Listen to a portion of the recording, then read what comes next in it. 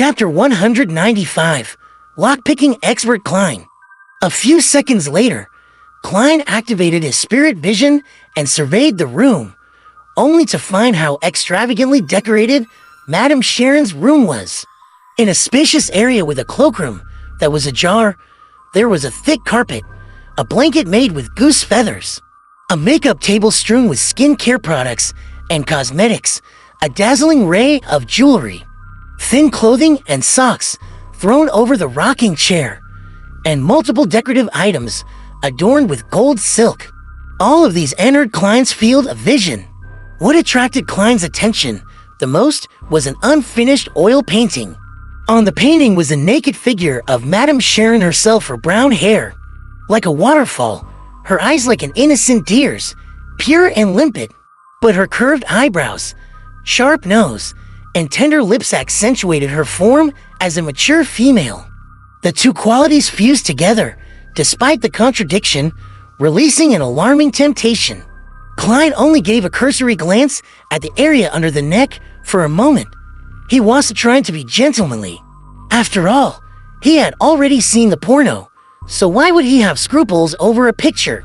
His attention had been grabbed by the pastels, palettes, and paintbrushes beside the painting, as well as a full-length silver-coated mirror. This combination and their placement relative to each other gave Klein a weird thought. That the painter was Madame Sharon herself, and not some artist she had seduced.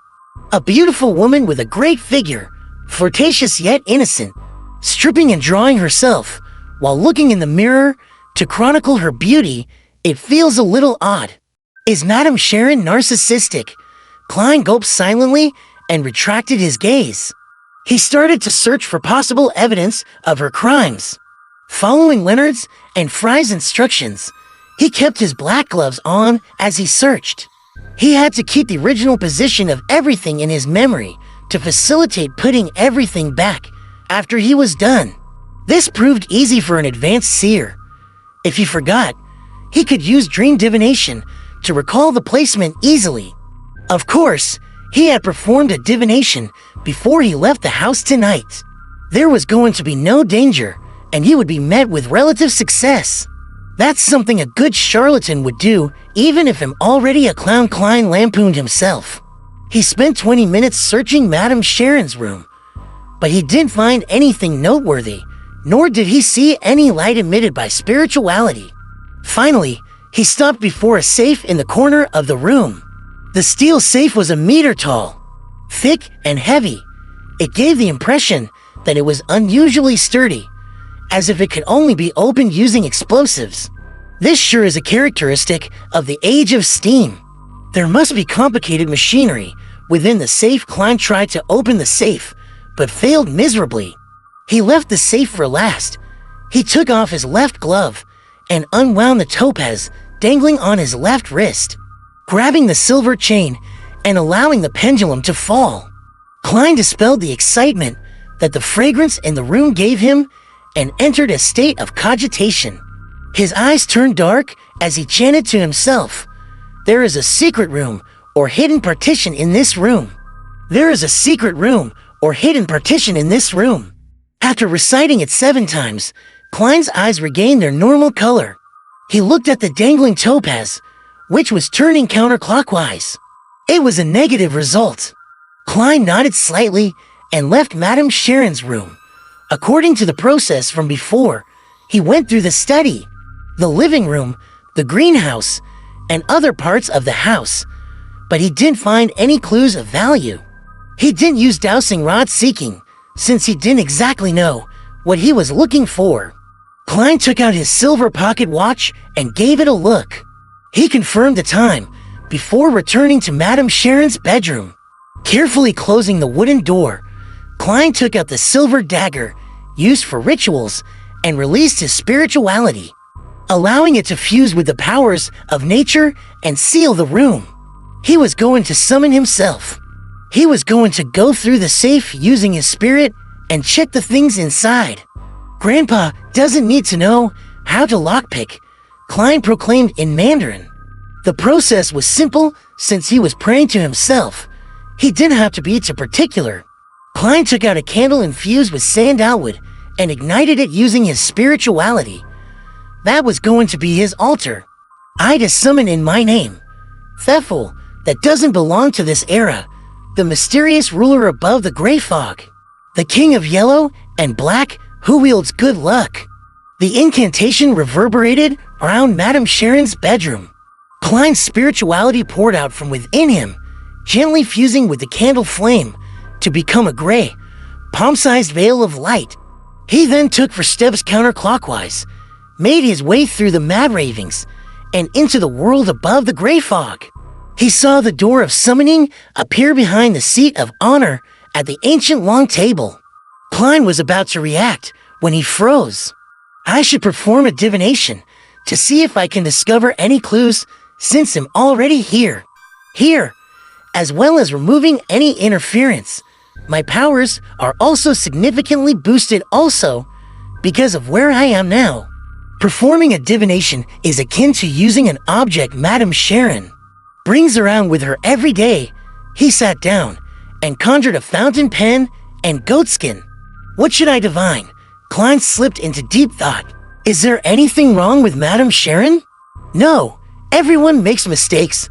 There would be something wrong with anyone. Is Madame Sharon involved in a crime?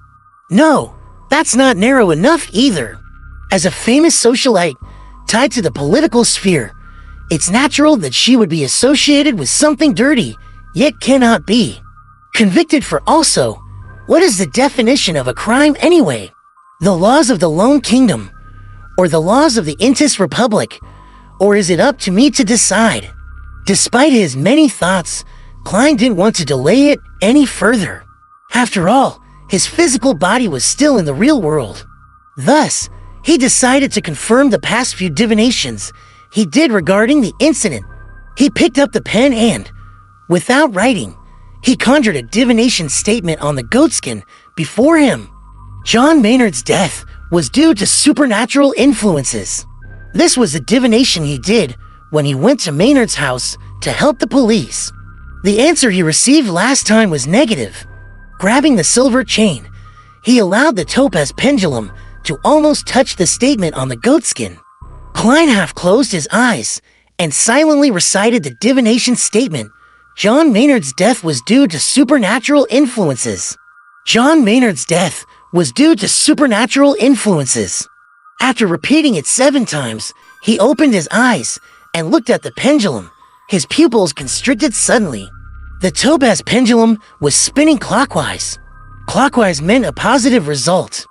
Maynard's death was really due to supernatural influences. Klein stared at the pendulum that was slowing down, his heart churning in turmoil. My divination back then was influenced, disrupted. Madame Sharon is a beyonder, a rather powerful beyonder? Or is there someone backing her, having helped in planning Maynard's death? Did they want to remove a powerful opponent to the seat of mayor? To remove a future House of Commons member of Parliament from the new party?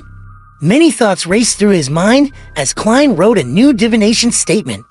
Madame Sharon is a beyonder. He recited the statement 7 times, still using the pendulum technique. Klein used the location he was at, as well as the information he knew regarding Madame Sharon. To complete the divination, he saw an answer. The answer was the clockwise rotation of the topaz pendulum. The answer was yes. Madame Sharon is a beyonder. Klein's nerves tensed.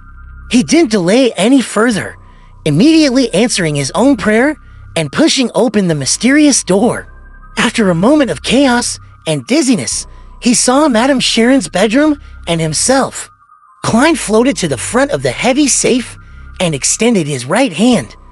He carefully extended his hand into the safe. Since Madame Sharon was a beyonder, he had to be wary of traps in the safe.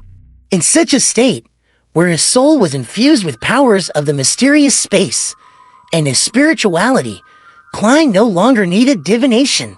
He would receive a warning when he was approaching something dangerous. A large portion of divination was obtaining revelations by allowing one's astral projection to roam in the spirit world. In other words, it was derived from one's spirituality. Klein didn't notice anything unusual. when his nearly transparent hand made it through the thick metal door. After sweeping his hand, he leaned forward, plunging his entire spirit into the safe. He saw that the inside of the safe was split into 3 sections. The first was filled with gold bars, thick stacks of cash, and even more precious jewelry. Another layer had sealed documents. Klein blew on them, but he didn't manage to flip them open to look at their contents. Yes, he'll have to try again. With Mr. Isaac's copper whistle, Klein had experimented with it previously, when he enveloped the flaring sun charm or Isaac's copper whistle with his spirit. Both the items were able to make it through obstacles, as if becoming illusory items themselves. The bottommost layer of the safe was rather strange. There was only a black and white photo there. On the photo was a suave young man. Madame Sharon's past lover? Were they forcefully broken apart, and Madame Sharon having no choice but to marry the old Baron and, thus, embarked on her path of debauchery by entering the beds of multiple men? But deep in her heart, she still harbors a pure space. Every night, when it's quiet, she takes out this photo and strokes it with tears on her face. Klein instantly imagined the plot of a great romantic tragedy. But the more he looked at it, the more something seemed to miss. The young man in the photo seemed, perhaps, a little too much like Madame Sharon. Madame Sharon's brother? She's a beyonder F***K. Could she also be of the demonist pathway? The same as instigator Trissy. Klein suddenly had a stroke of inspiration, which scared himself. Could the reason Trissy stayed in Tingen this long be because her partner was here? Klein observed the photo closely, realizing that the young man looked remarkably like Madame Sharon. His nearly transparent face grimaced in pain. He could no longer view that porno the same way as before. Collecting himself, Klein felt for the corners of the safe to see if they hid anything. Even though he couldn't pick up any papers, in his current state, passing through objects was a different feeling from passing through the air. The feeling was also different when passing through objects of different densities. In his search, Klein suddenly froze. He found an empty space on the side of the safe facing the wallet hidden compartment. After confirming that there was no danger, Klein made his way inside. What entered his field of vision were ointments, fragrances, powdered herbs, and other objects. The centerpiece was a statue of a god that took the form of a skeleton. The statue was about the size of a palm, and probably of a beautiful girl.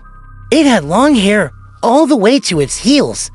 Each strand of hair was thick and clear, like a venomous snake. Situated at the tip of every strand of hair was an item closed, others open. Klein was shocked. He caught a whiff of an evil scent and hurried out of the hidden compartment. He now understood why his divination for any secret rooms or partitions in the room had failed.